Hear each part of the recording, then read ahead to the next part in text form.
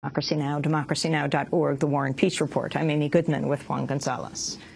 Well, a new report says 4 Israeli attacks launched on journalists and media facilities during the bombardment of Gaza last month violated the laws of war by targeting civilians and civilian objects.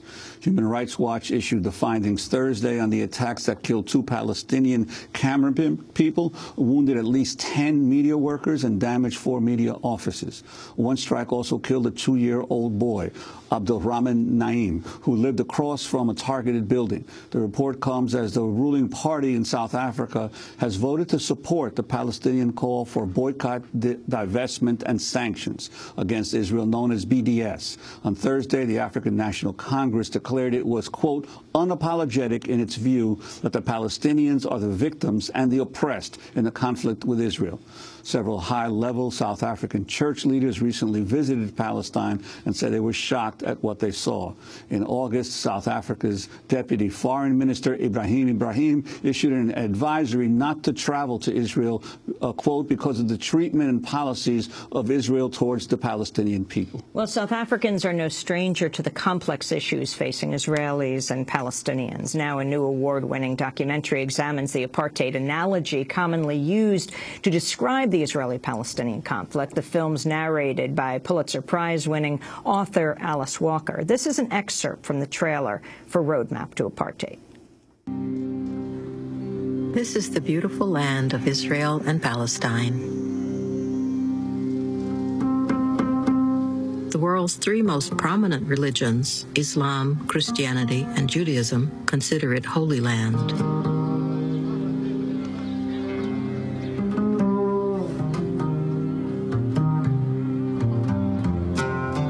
Each year, millions of people from around the world come here to pray for peace and prosperity. Yet this land is also a major center of conflict in the world today.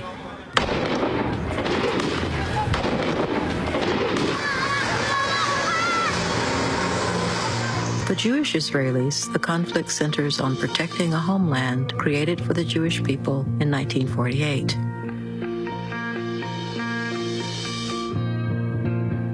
For Palestinians, it is about resisting decades of colonialism, expulsion,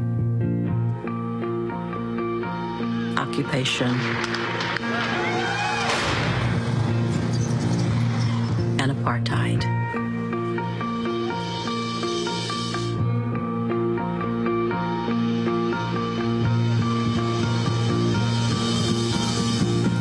Most people identify apartheid with the grotesque system of control that existed in South Africa from 1948 to 1994, in which the white minority ruled over the black majority, stole their land, and deprived them of basic rights.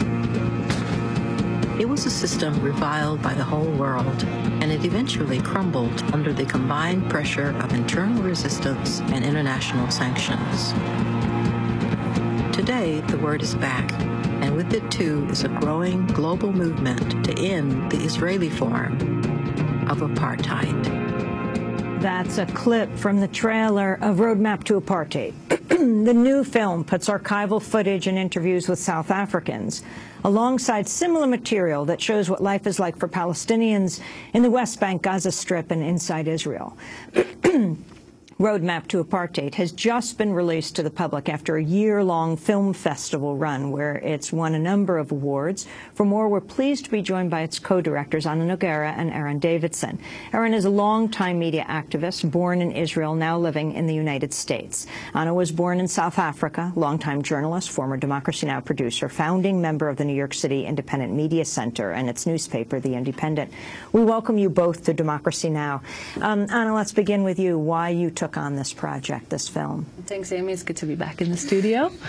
Well, as you know, I was born in South Africa, and when I came to this country, I was only 11, but I was the youngest of 7 children, and learned about what apartheid was like through them and through research and looking into it.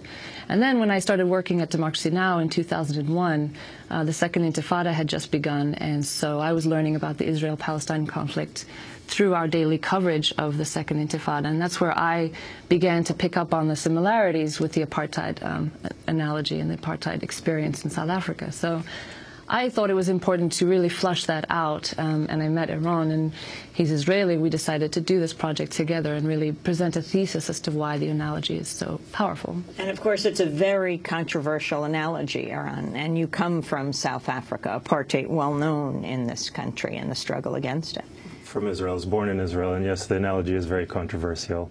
But getting more common now. In the past 8 or so years, the analogy has been getting quite common, yet used somewhat rhetorically, and that's why we wanted to make this film, is to kind of break down that carefully, where that analogy fits and where it doesn't.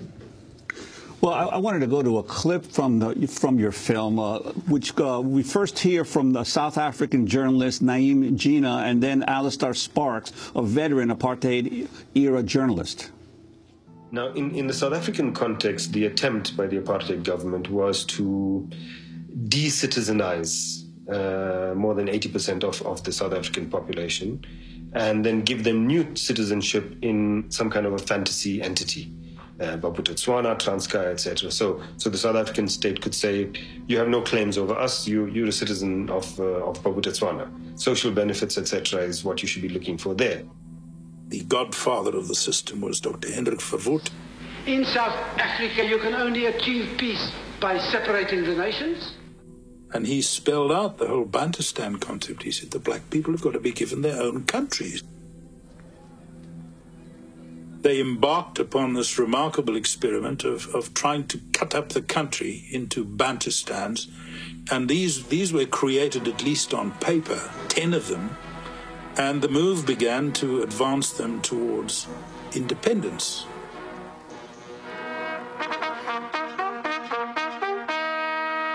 My government would like to continue, as we are, an autonomous and independent country, preferably with extended borders, continued friendly and cordial relations with our neighbors, and if possible, international recognition.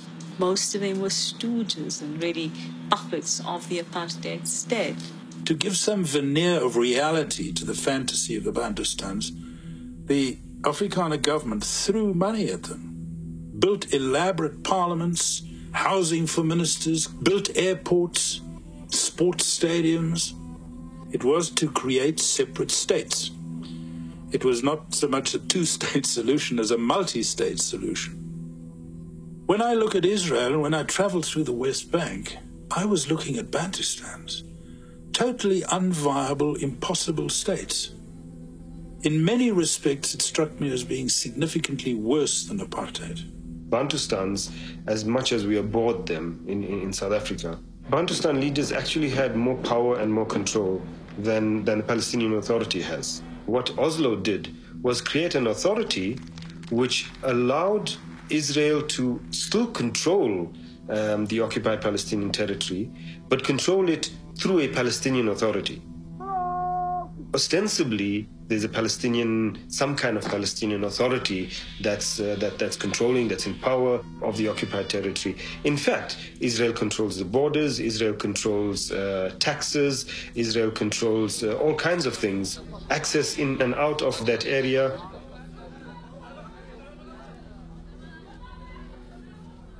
To me, the big analogy was that South Africa, in taking these two choices, where you've got two or more nationalisms laying claim to the same country, you either got to find a way to live together, or you've got to have a fair partition. The big similarity between apartheid South Africa and the Israeli-Palestinian situation is that both decided to have a partition solution. And in both cases, it was a grotesquely unfair partition. That was Alistair Sparks, a veteran apartheid-era journalist, and then we also heard from South African journalist Naeem Gina. The Bantustans and the parallel in terms of what's going on in the Palestinian territories today. I think that's one of the most important similarities to look at, because ultimately it shows where we're going, where we're heading with this. As the clip showed, South Africa tried to set up a multi-state solution to de-citizenize the majority population, put them into these ghettos or Bantustans. And it failed. The whole world saw it for what it was and refused to recognize it. Israel was one of the few countries who actually did recognize it in an attempt to legitimize this strategy. Ariel Sharon apparently told one of the Italian former prime ministers that the Bantustan solution was the solution for Israel and Palestine. And we've seen over the last 20 years that the attempt to create a two-state solution has failed, and Israel has done everything in its power to thwart that.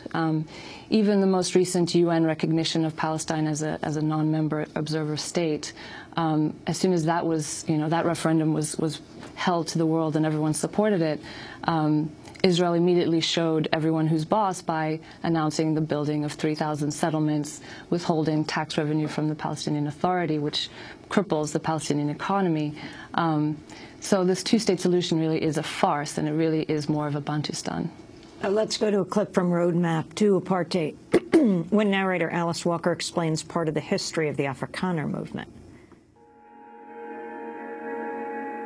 A deeply religious people, the white Afrikaners of South Africa believed they had a God-given right to a land that they considered mostly uninhabited. In what is known as the Great Trek, what Afrikaners consider their equivalent of the Exodus, thousands trekked into the wilderness in search of the promised land. The Afrikaners pushed into land the Africans considered theirs, and many battles ensued.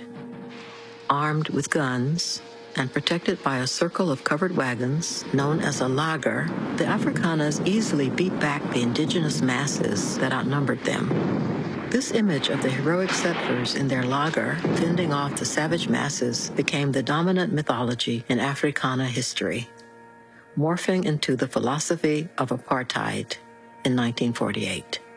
Under apartheid law, the one standard against which everything was judged was the security of the state, and the state meant the Afrikaner people.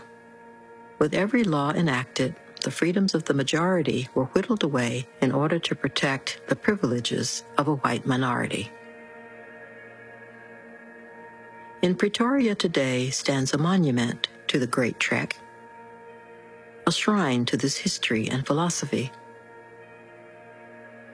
A concrete lager, that iconic image of the Afrikaners' military defense tactic, completely surrounds the monument, a physical representation of a state of mind that sees enemies everywhere and will do anything to protect against them.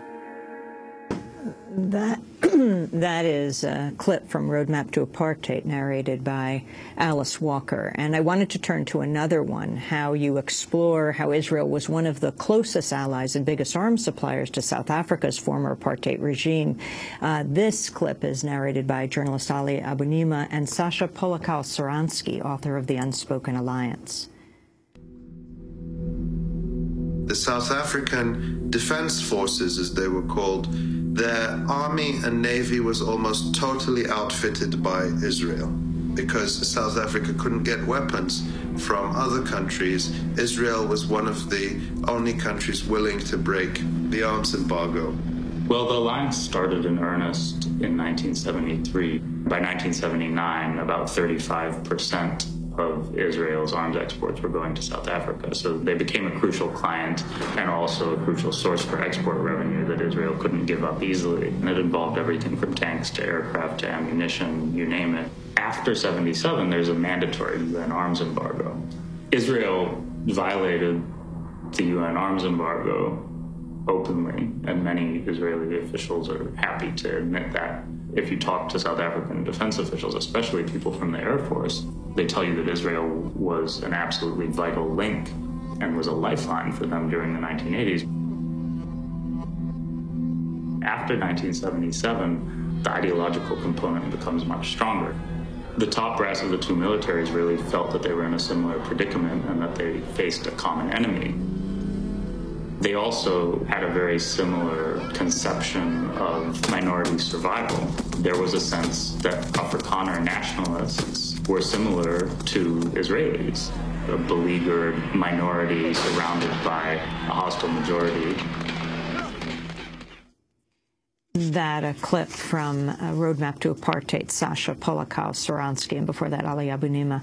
Eron Davidson, you were born in Israel. This is obviously an extremely sensitive comparison that many object to. It's true, it is. It's gaining more ground and becoming a more common discourse, though. Yeah, as you saw in the clip, the government ties through the 60s, 70s, and 80s were extremely deep.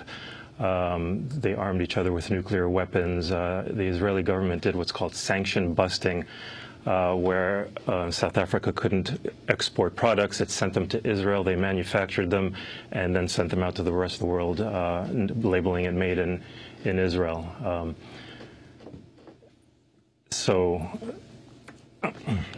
And now, obviously, the whole divestment movement is again another parallel in terms of what happened in terms of resistance or worldwide resistance to the continuation of the oppression of the Palestinians as it was in South Africa. Yeah, there's a very fast-growing global movement that is modeling itself on the anti-apartheid movement of the 80s, and taking its cues from there, recognizing that apartheid ended as a result of internal resistance as well. So there needs to be a Palestinian resistance as well. But it was supported by this global movement that used boycott, divestment, and sanctions to pressure the apartheid government to change its ways. And this recent ANC announcement that it's going to abide by this BDS call by the Palestinians is very heartwarming and probably going to have a domino effect in terms of more states getting onto this movement. I wanted to go to a last clip from Roadmap to Apartheid. This is Eddie Maku with the South African Council of Churches. Later in the clip, we hear from Ali Abunimah and South African reporter Naeem Gina.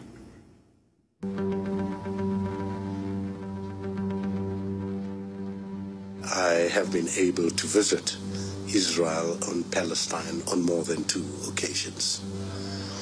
And what I experienced there was such a crude reminder of our painful past in apartheid South Africa. We were largely controlled in the same way. The continuous checking at the roadblocks, and to see these young men and young women standing at the roadblock, having to perform the duties of a military junta.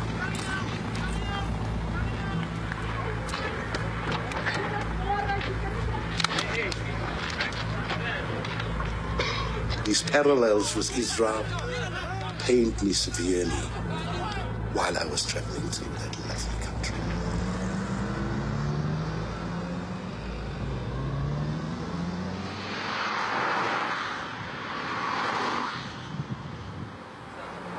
The settlements are linked by modern superhighways, which are Jewish-only roads.